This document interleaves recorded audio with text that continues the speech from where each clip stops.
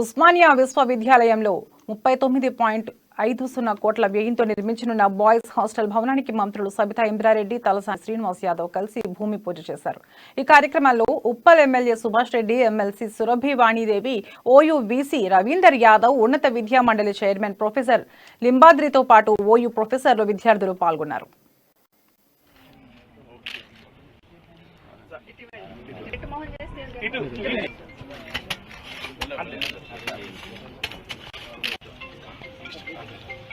ओम हिरण्यवर्णां हरिणीं सुवर्णस्सृजां चन्द्रां हिरण्मयीं लक्ष्मीं जातवेदो ममावः ध्रुवन्ते राजा वरुणो ध्रुवं देवो बृहस्पतिः ध्रुवन्त इन्द्रश्चाग्निश्च राष्ट्रं धारयतां ध्रुवम्.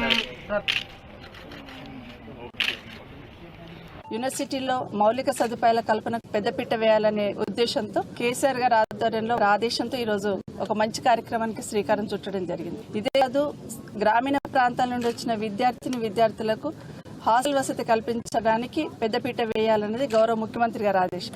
దాంట్లో భాగంగానే ఈ మధ్యనే మనం నిజాం కాలేజ్లో ఒక 5 కోట్లు ఖర్చు పెట్టి అమ్మాయిల కోసం ఒక బిల్డింగ్ కట్టుకోవడం, ఇంకొక 18 కోట్లు ఖర్చు పెట్టి అబ్బాయిల కోసం ఒక హాస్టల్ బిల్డింగ్ ఏర్పాటు చేసుకోవడం, అదే ఉస్మానియాలో ఈరోజు 39,50,00,000తోని ఈరోజు ఒక మంచి హాస్టల్ బిల్డింగ్కి ఫౌండేషన్ వేసుకోవడం జరిగింది.